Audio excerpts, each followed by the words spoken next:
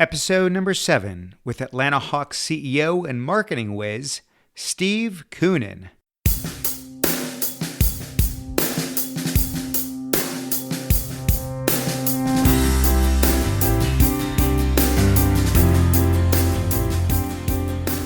Welcome to The Art of Excellence, a show about people doing extraordinary things in their lives. I'm your host, Glenn Zweig. Thanks for joining me.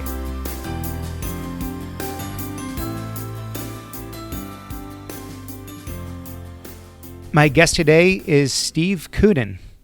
Steve has been the CEO of the Atlanta Hawks since 2014. After just his first year with the team, the Hawks led the league in annual attendance gains and set single-season franchise records for retail sales, sellouts, and season ticket memberships. Prior to joining the Hawks, Steve was the president of Turner Entertainment Networks, where he oversaw the programming, marketing, and strategy for TBS, TNT, and several other prominent networks. Prior to Turner, he was at Coca-Cola, where he served in several capacities, most recently as the vice president of sports and entertainment marketing. Steve, my pleasure to welcome you to the show. Thank you, Glenn. It's great being here. Let's start with Coke. You were there for 14 years. Coke was, and perhaps still is, one of the biggest marketing machines in the world. Looking back, what would you say was the most valuable marketing insight that you got there? I learned so much at Coke. It was like getting, your doctorate in marketing. I joined Coca-Cola in 1986, which was on the heels of New Coke. So the company had just experienced both a terrible brand blunder by taking away Coca-Cola and a incredible brand resurgence by making people realize how much they missed the product. And one of the big triggers in the 80s and 90s was the change in the geopolitical landscape, meaning Coca-Cola added 3 billion mouths and consumers with China, Eastern Europe, and Russia coming online. So it's a time of incredible growth. And what we thought about Coca-Cola was an idea. And what I learned was if you're selling a product for more per gallon than gasoline, that's basically sugar, caramel, water, you better infuse magic. And I think the great marketing lesson we learned was how people expect magic from Coca-Cola, especially in their advertising. So we created the Coca-Cola Polar Bears, which stood for Big, Bold, and Ice Cold. And there were so many opportunities on a global scale to bring just moments of pleasure, introduce new brands, and create a literally global distribution network that still is second to none. So was there any particular marketing campaign that you orchestrated that you're most proud of? Well, I think the Always Coca-Cola campaign. Pepsi was really taking it to Coke. And in 1991, Don Keogh, who was president, Herbert Allen on the board, Roberto Gosueto, who was chairman, made a very bold decision to move our advertising from Madison Avenue with McCann Erickson, where it had been for 50 years, to Creative Artist Agency, a talent agency run by a guy named Michael Ovitz, who later went on to become president of Disney. And I was responsible for the relationship and for the advertising. And instead of a staff of 500, there were 3 of us. And we created a strategy of matching the message to the medium. So we created animated spots that ran in The Simpsons. We created unique targeting, but at the center of that was this incredible jingle, Always Coca-Cola, which became very memorable, and the Polar Bears. And Coke went and became the #1 advertiser in the world. And we won all kinds of awards. More importantly, the volume grew exponentially. So moving on to Turner, you built a couple behemoth network brands in TNT and TBS when there was very little brand equity when you first joined. Of course, you created billions of dollars of value in the process. What exactly did you do? What did you identify, and how did you turn them around? Well, the problem is, if you hear the title History Channel, Comedy Central, you kind of know what they stand for. And the Turner networks were named for the creator of the network. And so it was really alphabet soup. It didn't mean much. if I'm watching the Food Network, or more importantly, if I'm an advertiser and I understand that and I have a food product, the Food Network might be a very good place to put my advertising. And there was considerable confusion in the marketplace, the difference between TBS and TNT. And truthfully, Turner had tried for years to differentiate them and distinguish them as brands, but they weren't able or willing to make the sacrifice. Because if you're a brand, there are things you do, but there's also just as many and maybe more things you don't do. And I was a very odd hire, in my opinion, because I had no TV experience whatsoever. I was a brand person in a world that was not brand friendly. But Steve Heyer and Terry McGurk had a very clear vision that in a 500 channel universe, if we don't position ourselves, we're going to perish. And so we made TNT the first and only network dedicated to drama. And we evidenced it in everything that we did. We created the campaign, We Know Drama. We created hit original series like The Closer, Saving Grace. We won Peabody Emmy Awards. And we really created in the advertiser's mind that if you had a product that you wanted to tell a story, we were a very fertile background. I'll never forget, we had the Kleenex Tearjerker Theater. And under a drama brand, you can have a tearjerker. And on TBS, we saw that as a comedy brand. It gave us a chance to play in syndicated comedies. It gave us a chance to bring talent like Tyler Perry to the screen and discover new voices. We brought Conan O'Brien from NBC over. And by being a comedy brand, we skewed young, and it gave us a brilliant cover to really grow reach, because we had all kinds of comedies from Seinfeld to Family Guy to Tyler Perry's House of Pain, which are all comedies, but none of them talk to the same audience. That's where I wanted to interject, because obviously, as you know, advertisers buy audiences, not content. Content drives the audience. So when you were looking at drama for this one and comedy for this one, were there certain demographics that you were targeting, and you said, I think comedy is going to appeal to these people, or was it more that within that you had to sort of get further nuanced to get to the right demo where advertisers would pay the top dollars? Comedy skews young. And then when you have animated comedy like Family Guy, like any of the Seth MacFarlane product, it skews very young. So the average age of the network was in the young 30s, which is incredibly hard to find a network that young with scale. And I disagree a bit. I think content greatly matters in drawing audience. And I think you're seeing that now as Google and Facebook are losing advertisers by the droves, because advertisers are being put in front of ISIS videos because they can't control the content. And advertisers want safe havens for their messages. And at this point in time, edgy fare really hadn't come in. What we were attacking was broadcast television. You know, the old saying, Willie Sutton, why did you rob banks? He said, because that's where the money is. Broadcast television had a 40, 50, 60% premium in commercial pricing to cable, because cable was built on music videos and shopping channels. So we decided we were going to grow TBS to look like CBS from a revenue standpoint. And we did. In fact, TBS and TNT made more profit annually than NBC, Fox, and CBS combined. So you mentioned Koonin, which to me is an incredible story. I mean, here's Conan O'Brien, one of the biggest late-night talk show hosts in the country, if not the world. He was being heavily targeted, obviously, by not all the major networks, but minus one of them. And you found some way to land him. How in the world do you convince Conan O'Brien at that time, where maybe Comedy Central being the one exception, late night talk show hosts don't go to cable, and yet here he is going over to Turner? What was the pitch? Walk me through how you sold Conan O'Brien. We assumed, as everybody else did, that he was going to Fox. And I was reading the news clips one day, and it said that the Fox Conan negotiations had hit a hiccup because they couldn't clear enough stations fast enough.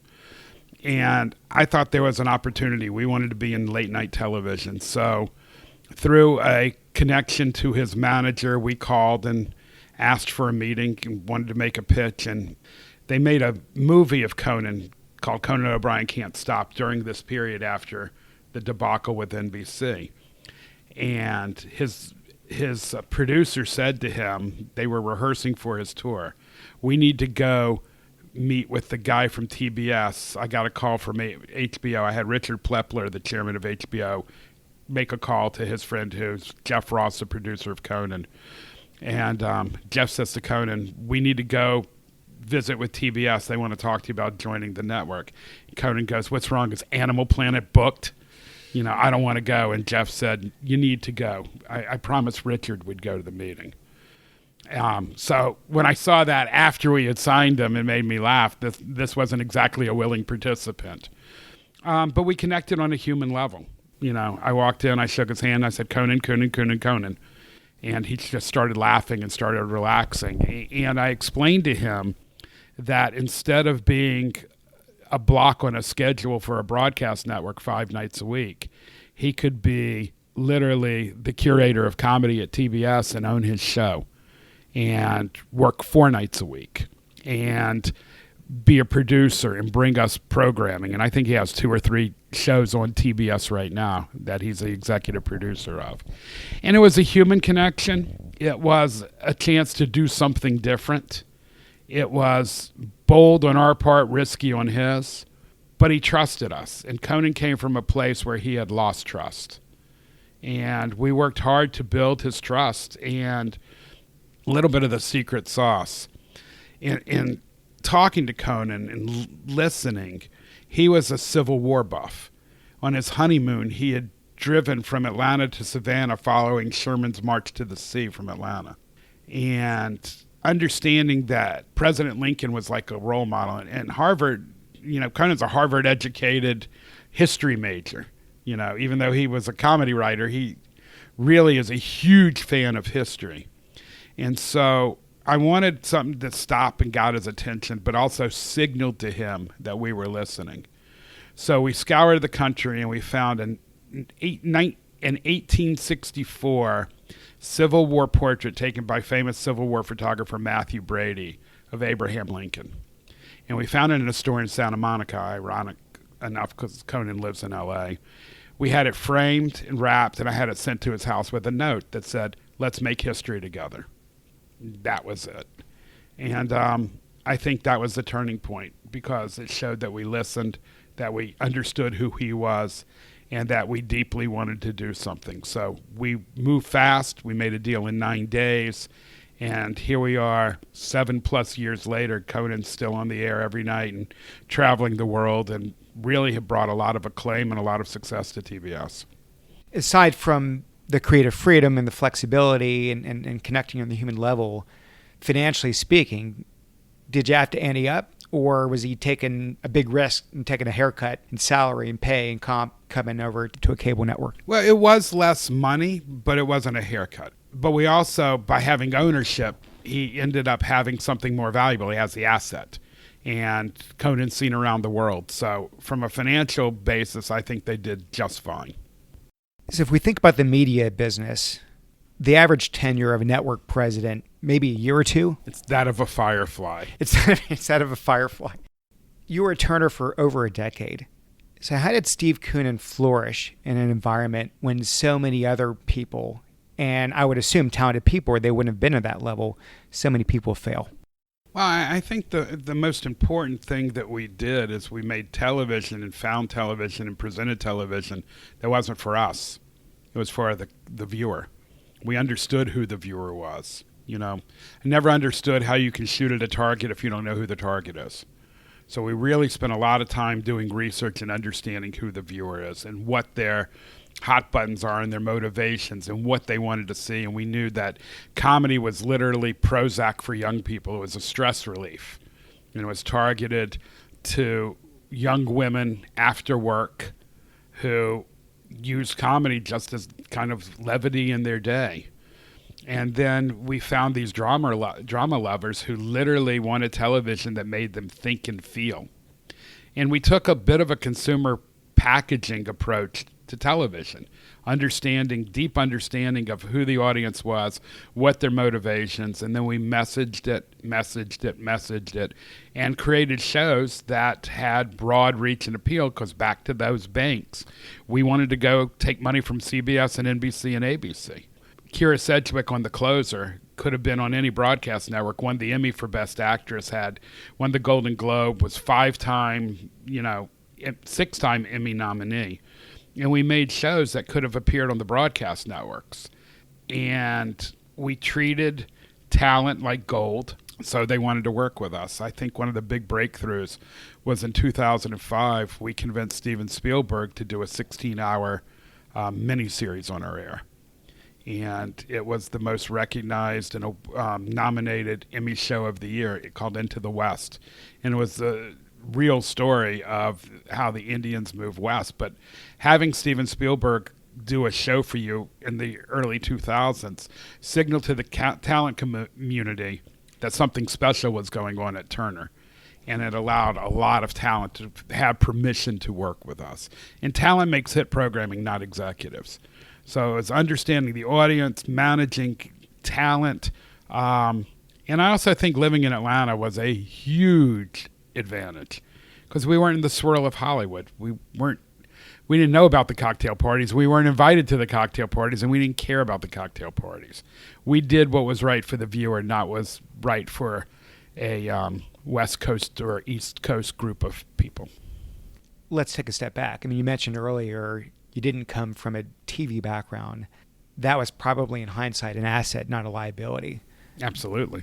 For you to think in a way that others weren't thinking. And instead of worrying about protecting your seat and protecting the power, you're taking some pretty big risks that, because they worked out, you go into a flourishing career. But had they not worked out, you're probably out in a half-life of a firefly. So you took some risks. You thought outside the box. You thought more like a marketer than you did as a traditional media executive. And that thinking, I think, allowed you to identify all of these areas of growth and opportunity. So I agree. And I was also incredibly fortunate to work with a great group of people who had diverse skills, but when you brought it all together, we worked incredibly well together. Let's move on to the Hawks.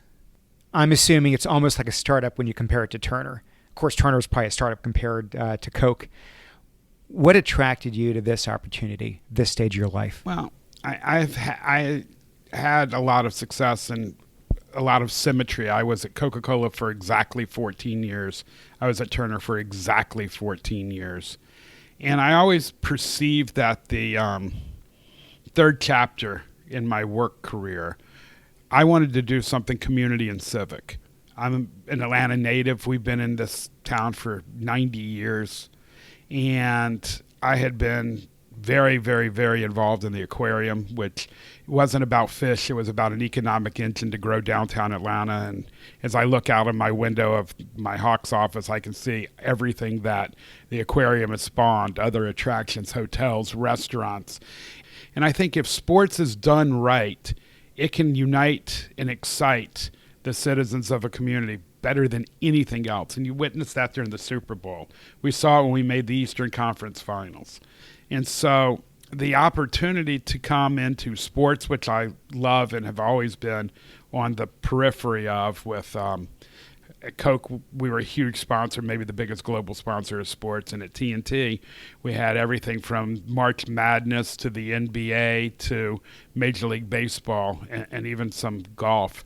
So I knew the industry, and I just thought being able to operate one of 30 sports teams, NBA teams nationally in my hometown, and build it in a way that could excite and unite the people of Atlanta was too big an opportunity to resist.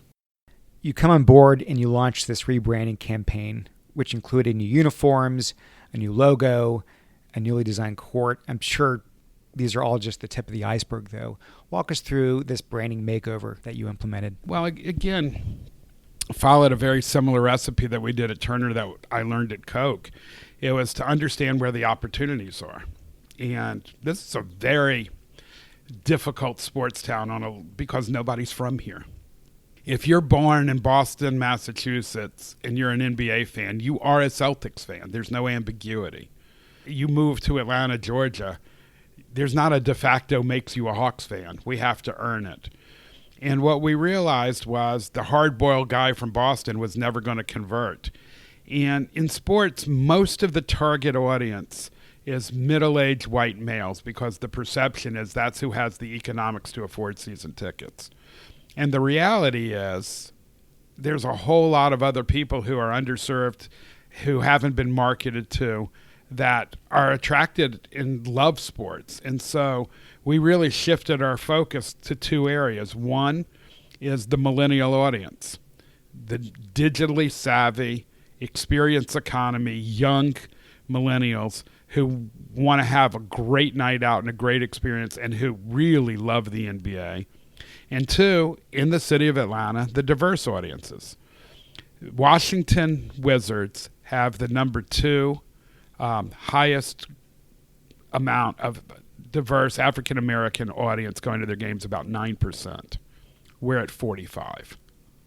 So we are by far the leader, and it's fantastic because it allows us to cater to an audience that wants to come to our games. It allows us to create advertising. It allows us to understand where the opportunity is. And Atlanta has an incredibly affluent African-American population. And so we've been able to reinvent our brand and reinvent our audience. And that audience has incredible value to marketers and advertisers because youth and diversity are growing consumers versus the general population. But even once you identify these, you're not a Coke.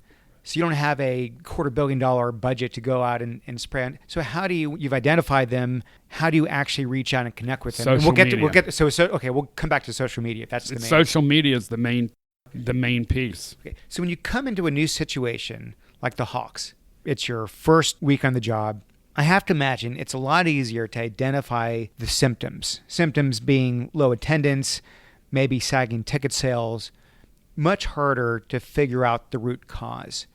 So how do you do that? Is it intuitive? Is it doing a lot of data gathering and analysis? How do you go about figuring out what that aha moment is? Well, two things. One, I was a season ticket holder for 20 years, and I had experienced a lot of things here, and they weren't all positive by any means. And second of all, again, very fortunate to work with great people. I brought my former head of research from Turner, came with me day one, and one of our top marketers from Turner came with me day one. And we looked at all the research and all the data. The NBA is a very research-friendly place, and they had a lot of materials, and the team had done a lot. And it was really the interpretation. All the evidence was there. It just wasn't interpreted and built into a story and a strategy. And the story is something that I'm extraordinarily proud of because we took a fairly moribund franchise and made it a brand. And the look of the Hawks, the voice of the Hawks, the social media voice of the Hawks.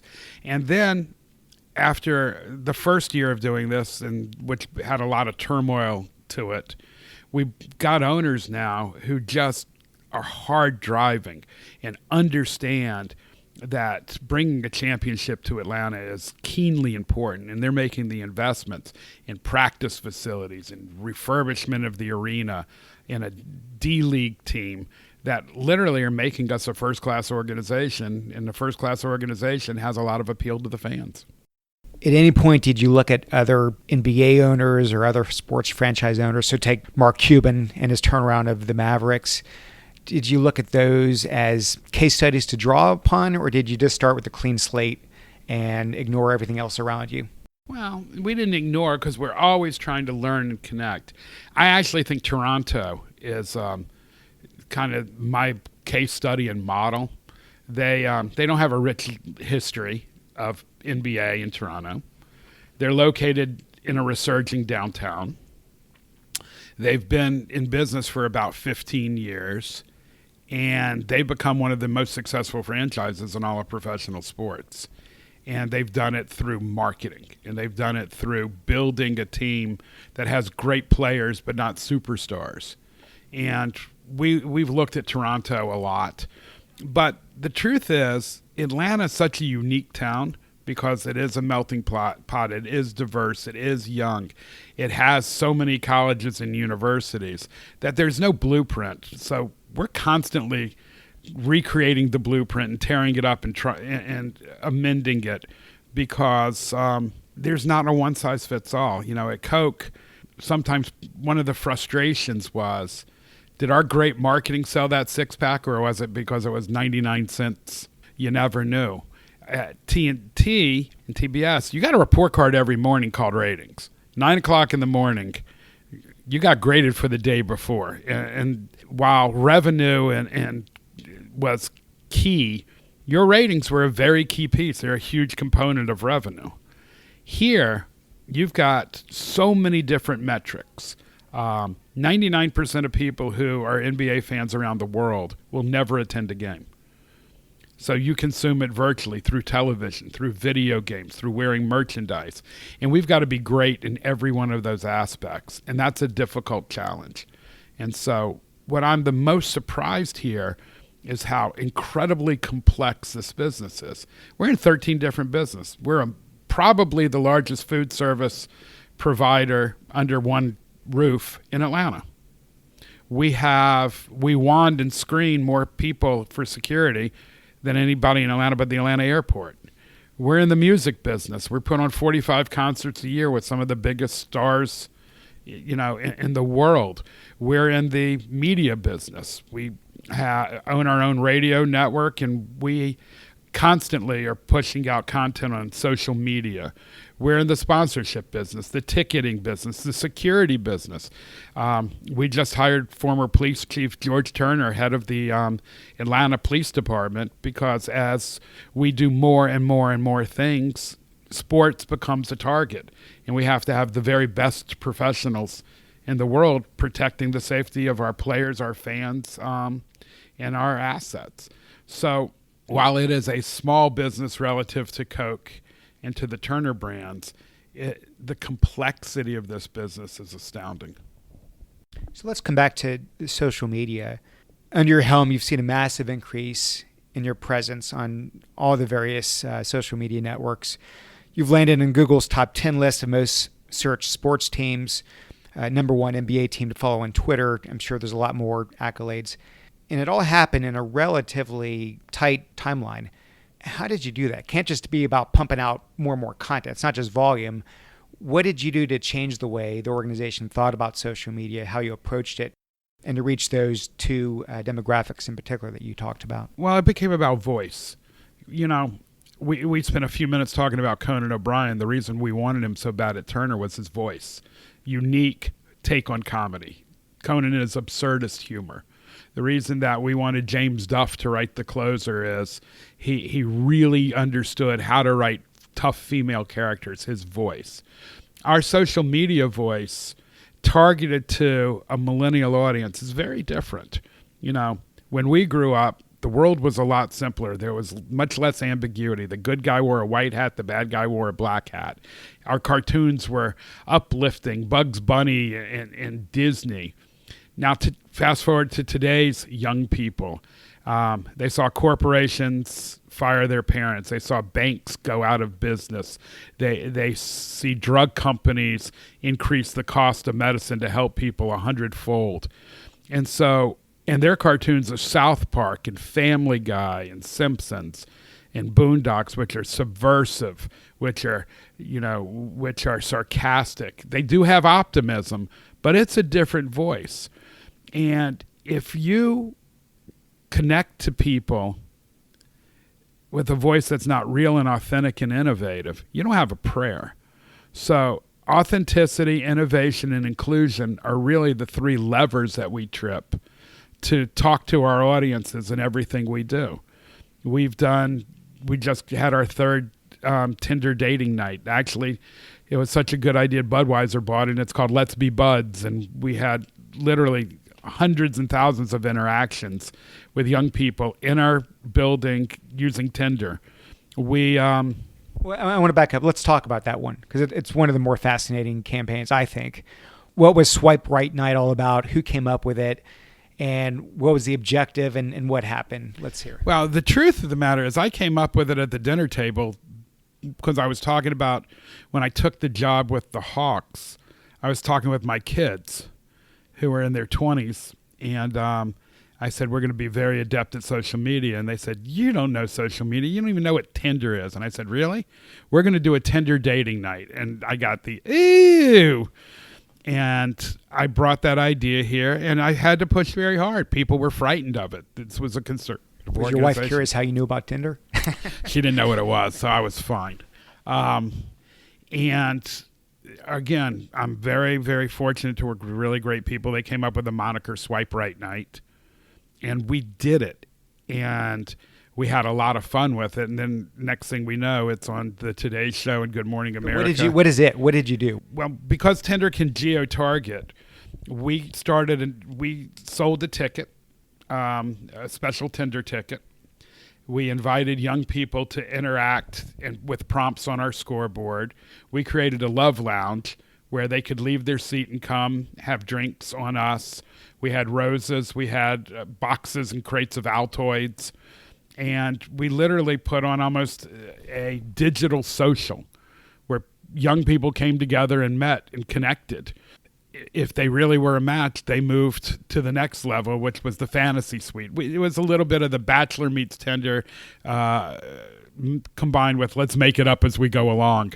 And actually, there's a couple that met 2 years ago that I think are going to get engaged rather soon. And so we really did bring people together. We excited and united, which is our North Star,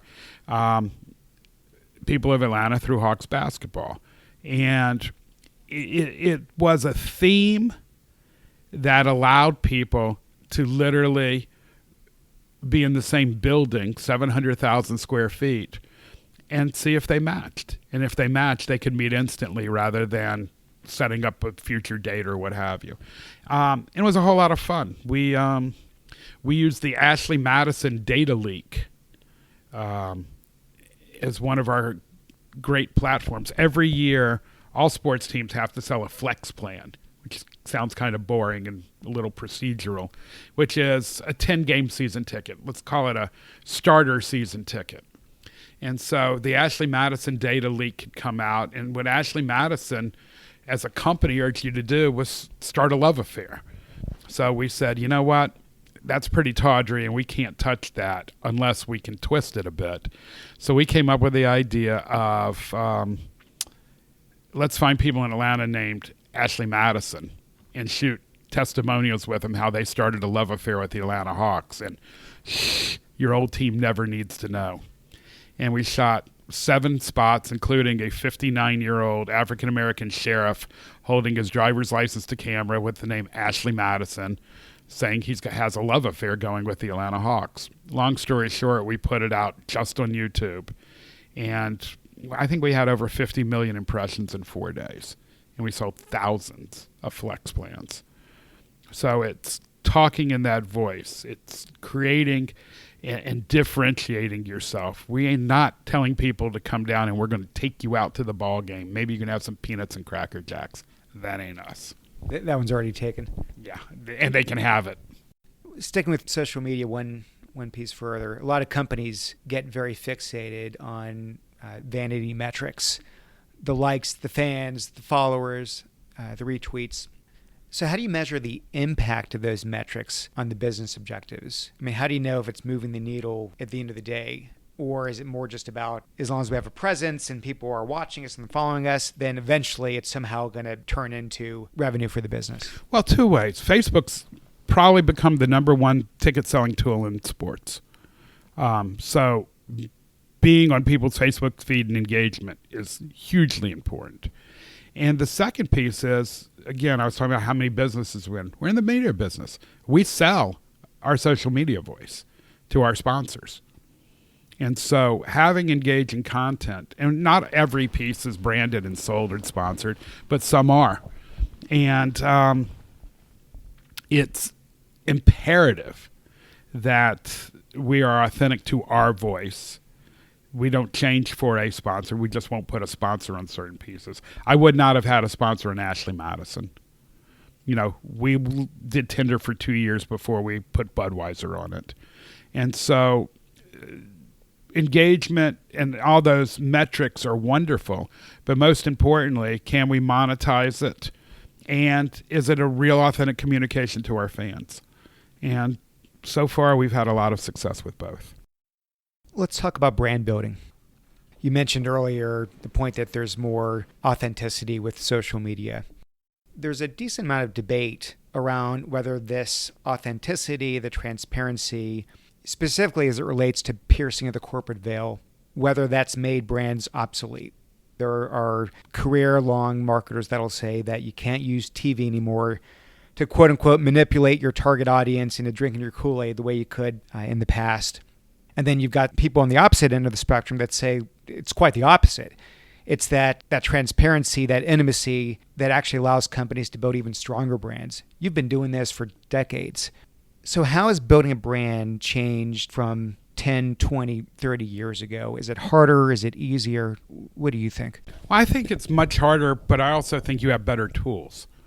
And so I think in the early days with TV and just broadcast getting 30 shares for anything in every program, you talked at people, and it was very much about function, about product attributes.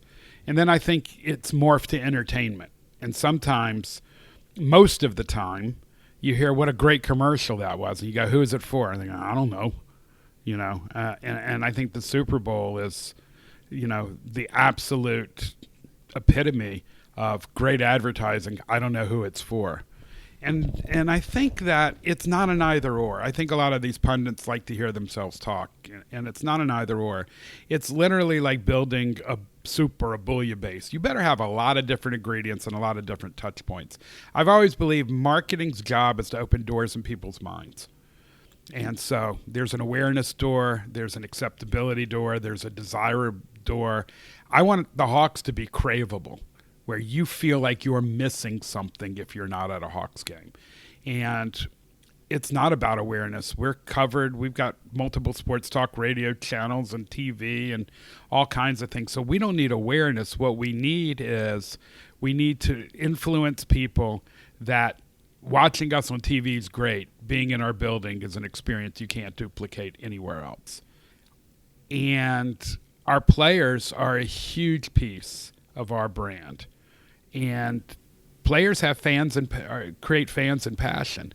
A lot of brands today don't understand that you got to make people like you and crave you. Look at what's happened with United. Look what's happened. And it's fairly predictable. First thing the CEO does is blame the other person. Sometimes the best thing you can do is get the facts before you speak. But the first thing you better say is, I'm accountable, I'm looking into it, and I lived through this. We had quite our own episode here. And transparency and communication and understanding all the facts are key. Now, I'm much smarter in hindsight than I was going through it. But today's consumer, everybody is a journalist.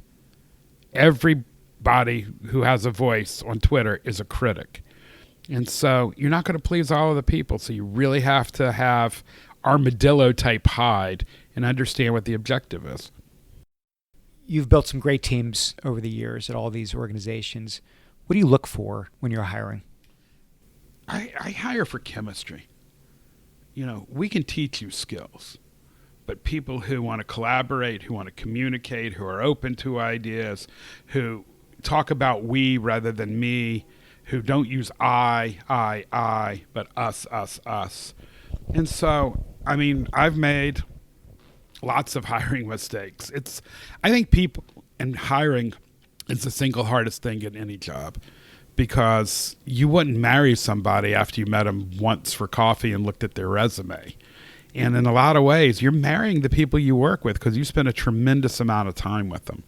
And I pride myself that both at Coke, Turner, and here, that I've tried to bring a corporate culture that people change and develop to rather than changing the people.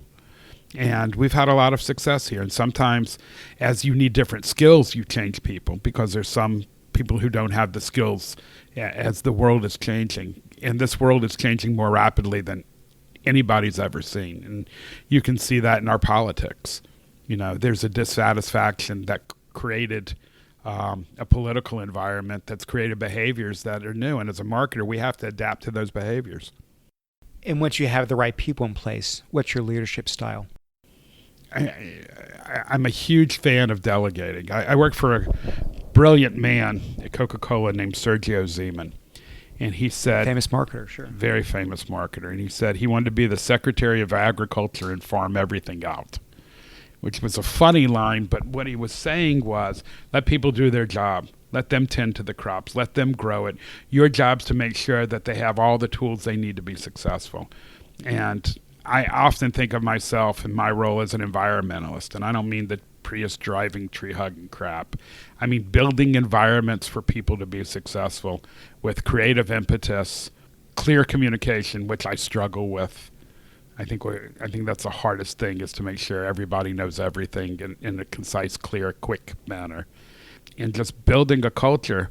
One of our big successes of the year came from our 25-year-old head of social media. Every NBA team on August 14th at 6 o'clock puts out a schedule. And it's the usual bi-month block grid schedule. We put ours out totally in emojis. No explanation, no legend, no context. And it was only the emojis available on Apple. So the Brooklyn Nets looked like a spider web. The Orlando Magic were a top hat. And I'll never forget, I looked the day after we put out our schedule. New York Knicks, media capital of the world, had 114 retweets and about 800 likes. In 14 minutes, we had 6,000 retweets and 12,000 likes, and it just kept growing exponentially. And 2 days later, we put out kind of the answers to the questions. That engagement, that idea cost us nothing. But the best part of all of that, and it was a huge win for us, the best part of all of that was that we built a culture that a 25-year-old can take a chance with our schedule without going through approvals and bureaucracy. And I don't like the way that bear looks. Well, tough luck. That's the, Apple bear. And did it. And to me, that's the biggest testament that we're really making changes here. Well, you're one of the most entrepreneurial people I know who spent most of their career in corporate America. And there are a lot of people out there that would love the benefits of having an entrepreneurial career that is a career with a lot of creative freedom, the ability to make a real significant impact, but without all the risks and uncertainty of actually being an entrepreneur. So how did you do it? I mean, at this point, obviously, you're running the show. You can do whatever you want, but you had to get to this point. Did you identify corporate cultures which incorporated a tolerance for failure, or were you generally having to go against the grain over and over and over as you were taking all of these risks along the way? Well, when I ended up at Coke through a whole fluke, literally cold call, everybody had more education than me. Everybody had more experience than me. Everybody was taller than me. I'll never forget on the elevator. It's like, holy smokes.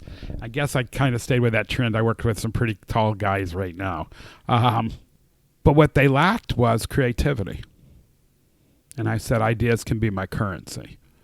And what I learned was I moved from idea-ria, where just ideas were flowing everywhere, to connecting ideas to strategy.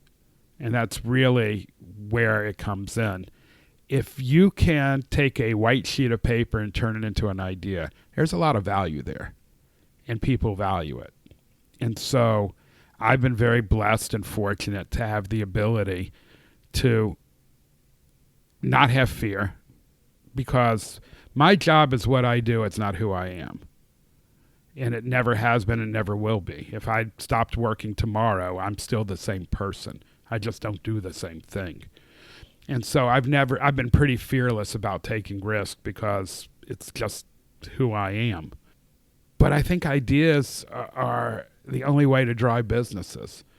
And at Coke, my best work friend was the former CFO Doug Ivester, who became president and CEO. We spent a lot of time together because we were absolute opposites, but he craved and loved ideas, and he was very creative, and I helped him understand the process of coming up with ideas. And Jack Stahl, who, again, former CFO, brilliant guy, became president of the company. They knew ideas drove the business. So I was able to prove myself by having ideas that created tremendous value at Coke, whether it was 3D Super Bowl halftime, whether it was developing ideas for McDonald's or creating the Coca-Cola Always campaign. I've used ideas as a way to move my career forward. And trust me, ideas are like disposable diapers. When they're full of crap, you got to throw them away. I learned real fast. I have a whole lot of diapers too. How intentional was your career path? And when I say that, I don't mean Coke and then Turner and then Hawks as if these were identified. I know there was a bit of serendipity there. But in terms of early on saying, okay, I know I've got great ideas. I know how to tie them to strategy. I think I need to go through the marketing path. I want to eventually lead a marketing organization. I want to leverage that into running a company. Was any of that in the grand plan? Or was it literally just stumbling upon one opportunity and then the next and just doing as well as you can and seeing where things take you? Yeah, what you described at first, I wish I had the vision for it. It was serendipity. I literally met some Coke people. I cold called them when I was with Hiram Walker in the liquor business, just out of school. We tried to do a promotion with Cherry Coke and Haagen-Dazs cream liqueur, which was like a Bailey's. And I met a few guys at the Coca-Cola company, and I said to myself, they really don't understand the bar and tavern segment. And then I was able to build my confidence that I could help them grow the business, and I literally made a cold call. Ironic, I ran into the president of Turner, Steve Heyer, at the opening night of Phillips Arena, and they had done a reorganization. They had an opening for a head of TNT, and they had opening for a head of Turner Sports. And I said to him, your Turner Sports job's interesting. He said, we're filling that internally. What about the TNT job? I was having dinner with a part owner of the Hawks in 2014, and he said, I need a huge favor. I said, of course, what do you need? He said, help us find a CEO for the Hawks. And I said, what about me? So time, place, opportunity, listening, taking risks. My career was never mapped out, Nobody's career is mapped out. It's about listening to opportunity. It's about building relationships and connections, because I had I knew nobody at Coke. I knew people at Turner when I went there, and obviously I knew people at the Hawks when I went here. And I think it's about building a very good reputation, and I think it's about performance. But I don't think you can sit there and have a schematic today. I mean, I think careers are much more like bridges today than ladders. It used to be you go from A to B, B to C, and I don't think that exists today. And I think you've got to try different things. I think we, as parents of a certain generation, put so much pressure on our kids that their first job matters. My first job out of the University of Georgia had a feather duster, a airplane pilot briefcase, and I went door to door to my account selling spirits, wine, beer. And I'm not sure that prepared me to be CEO of a professional sports team, but it taught me work ethic, and it kind of just happened. So knowing everything you know today from your vantage point, jumping in that proverbial time machine, going back decades, speaking to the young 20-something Steve Koonin, what advice do you give him? Enjoy the moments more. When you're in the swirl and you're running stuff, whenever we would have a huge rating success at Turner, the first thing that went into my mind was, damn, I got to cycle this next year. Where am I going to find that from? We just came off a record ticket sales year here at the Hawks, and we didn't celebrate it for 1 second because I'm thinking of next year. And I was sitting with some friends over the weekend talking about bucket list travel. And they're saying this place, this place, this place. And I said, I've been there, been there, been there. And my wife goes, yeah, but you were there for a day for work. You didn't stay. And I was in such a hurry to get back to be with my family because my kids were young that I went to Hong Kong for 2 days. I went to Sydney for 3 days. I went to Paris for a day. And I wish I would have slowed down because my kids didn't miss a day or two in the big picture. I wish I would celebrate more instantly. Even my first year here, we won 60 games, made the Eastern Conference Finals. And I didn't have any fun. So I'm hoping my younger self continues to convince as we get ready for the playoffs, my older self, just enjoy the hell out of it because you never know if it's going to happen again. Great advice. Congratulations on the playoffs yet again. This has been incredibly fun and insightful. Steve, thank you so much for doing this. I really appreciate it. Thank you, Glenn. I appreciate it. Take care. Hey, thanks for listening. I hope you enjoyed that as much as I did. You can subscribe to the show at iTunes, Stitcher, and theartofexcellence.com. I've got one small favor to ask. If you like the show, please take a minute and leave us a review on iTunes. I would really appreciate that. I'll see you next time.